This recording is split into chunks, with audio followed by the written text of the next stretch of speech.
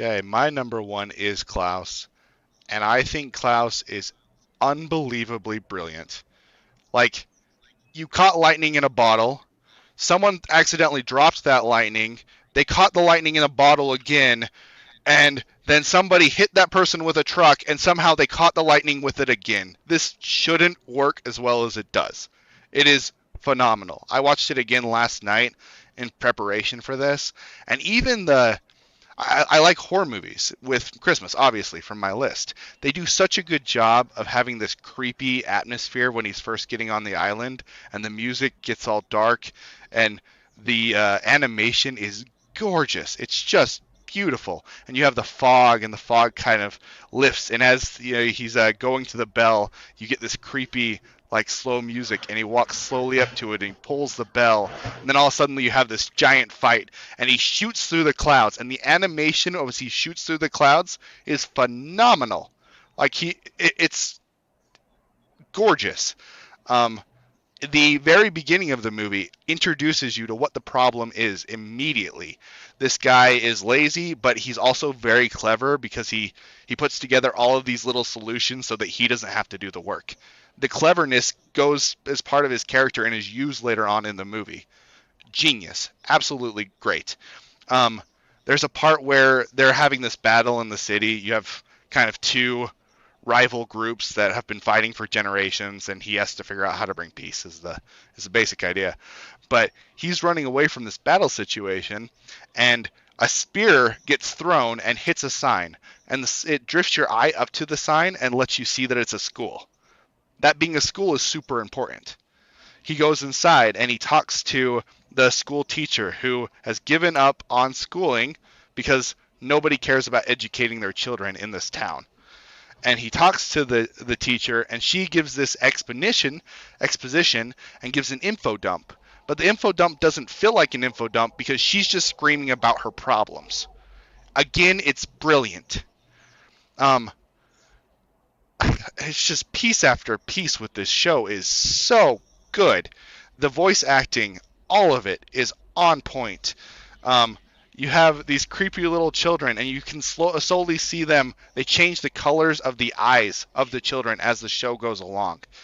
Um, the idea of incorporating. I don't like Santa. I don't like the idea of lying to children. I never have. I don't like it. This movie should not work for me. I love this movie. Um, it has the idea of, well, is there somebody that's watching over us? Is there a guardian angel? Is there a god? Is there somebody like that? And could these bad actions that you had in your past lead to something beautiful because you're being watched over? I love that concept. Um, there's a lot of mistakes that I've made in my life, but maybe those mistakes led to something that was okay or even good, and maybe someone is watching over me. Like you have the woodsman who becomes Santa Claus, who's Klaus, and you see little inspirations of a spirit, and the spirit is supposed to be his wife, from what the story is telling you. But all these little things, the spirit is helping Klaus out. He's helping the main character, the mailman, out. He's helping the mailman increase the life for this village. I love how they incorporate all the mythos of Santa Claus, whether it's the flying reindeer or the going down the chimney. I like the main mailman character complaining to Klaus. It's like, you're so magical, blah, blah, blah, blah, blah, and I'm doing all this crap, going down chimneys, starting on fire, all of these different things. It's piece upon piece that is just so smart. You have this bratty kid that just won't stop being bratty, and he decides to give him a lump of coal. And then you have I don't normally like the poppy music in these kind of things either, but you have the "Don't Mess with the Postman" song when he's staring down the kid, and that becomes part of the mythos. If you're a naughty child in the naughty list, then you get a lump of coal. And that use of the pop music right there is fantastic.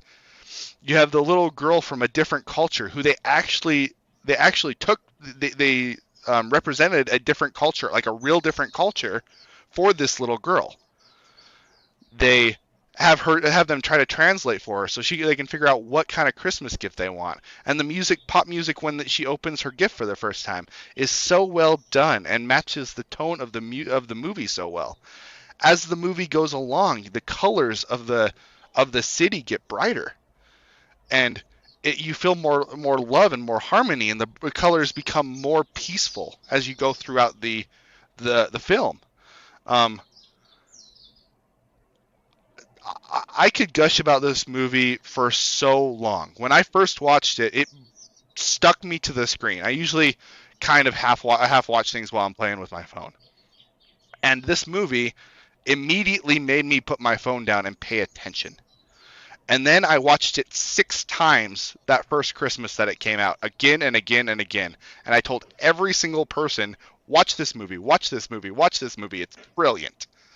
And I watch it every single year, and every year it makes me smile, it makes me laugh, it like pulls on the heartstrings. The very end, when Klaus has done his work and he gets to go up the hill, is gorgeous. It's just beautiful, and he gets to see his wife, and I love that.